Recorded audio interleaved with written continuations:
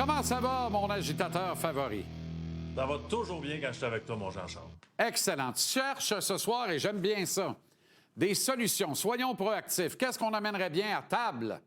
Outre, bien sûr, de l'ail des bois, une opération nettoyage formidable à tous les printemps que le bon Dieu nous permet. Donc, des solutions pour relancer l'avantage numérique du Canadien, 19e de la Ligue nationale, c'est peu. Oui, non, exactement. Puis l'année passée, je trouvais qu'on jouait tellement bien et qu'on s'était finalement retrouvé côté avantage numérique. On voyait le talent de l'organisation. Puis on a changé de plan. Puis je comprends pourquoi on a un nouveau joueur en Bolduc. Puis on veut l'accueillir dans l'organisation. Puis dans la position centrale de la zone en avantage numérique, il est très bon. Il était très bon à Saint-Louis. Puis il décochait des lancers. Puis il marquait des buts.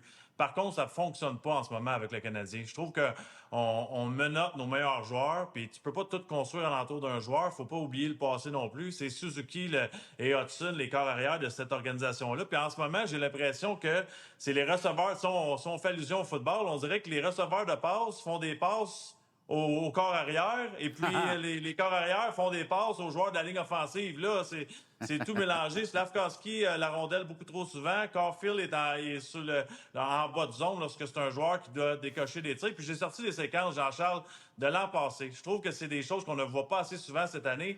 En commençant avec le mouvement de rondelle qu'on voit ici, on utilisait la zone entière, on bougeait la rondelle. Et puis Suzuki, à cet endroit-là, je trouve que ça lui donnait plus d'options, soit de lancer, soit de passer. Puis là, je monte l'année sur la séquence, bien évidemment, mais ça peut être très bien être Caulfield qui est dans son bureau de ce côté-là. Je trouve qu'on figeait la défensive adverse à cause du mouvement et à cause de la distance à parcourir, ce qu'on ne fait plus cette année. Tu le vois à tous les matchs, la petite passe de Suzuki à Caulfield sur la ligne des buts, qui revient à Suzuki, qui revient à Caulfield. La réalité, c'est qu'Hudson, c'est pas un joueur pour un lancer sur réception, et Slavkovski non plus. En tout cas, leur pourcentage n'est pas très, très élevé de ce côté-là. L'autre option, c'est Suzuki, je viens de la montrer, qui descend avec du momentum.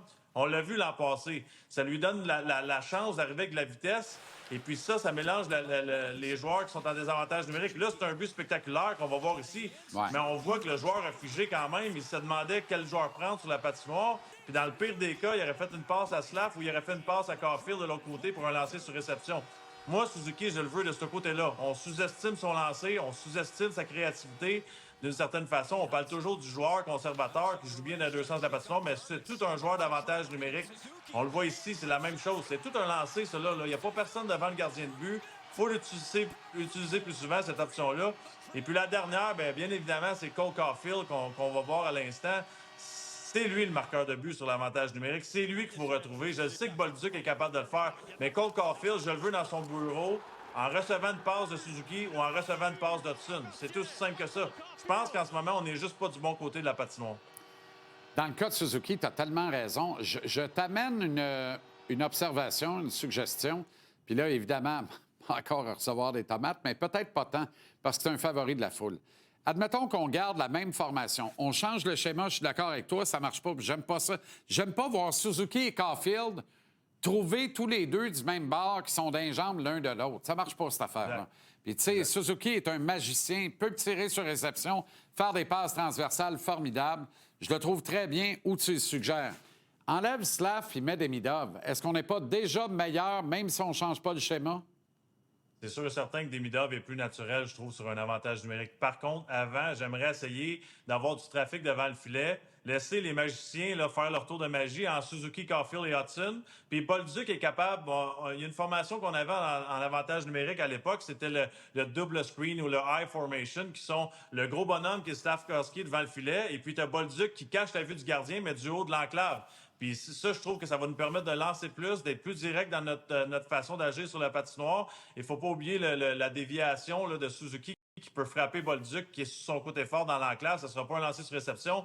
Mais je trouve qu'avec cette formation-là, on aurait 6-7 options au lieu d'en avoir 2 en ce moment qui sont passés à Caulfield, qui amène la rondelle au filet ou qui essaie de frapper Slav, ou un lancer de Slavkovski one-timer qui n'est pas sa responsabilité première. T'as raison. Caulfield a 5 buts, un seul en avantage numérique. C'est pas normal, il faut remédier à ça. Suzuki ne scorait pas en octobre l'an dernier. Il y a un départ très lent. Il ne score pas plus cette année. Il y a un but. Mais il y a 9 passes, par exemple, pour 10 points. Alors, on ne peut pas dire qu'il n'est pas sorti des blocs. Il y a un bien meilleur début de saison qu'il y a un an. C'est très prometteur. Puis ça profite à qui? Notamment à Slav, qui est déjà à 3 buts. Il n'y a pas eu ça avant novembre, les 2 saisons précédentes.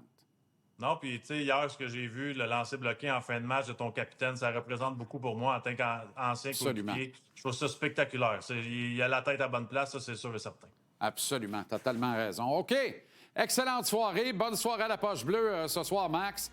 Et on... Je me suis pas trompé, c'est ce soir. Demain, c'est demain. On fait un après-match demain. On essaie de se coucher tard. Une autre excuse de se coucher tard. Vous faites un après-match demain de Calgary? Ben oui. Après ça, je peux me lever plus tard le lendemain. C'est tout planifié là, avec madame ici. Wow. OK, correct. Bonne soirée, pareil. Cette célébration intime le bonheur de revoir les Jays après 32 ans en Série mondiale. Toronto-Los Angeles, depuis le Rogers Center vendredi. On en parle avec Carl Gélina, Benoît Rioux pour le tour.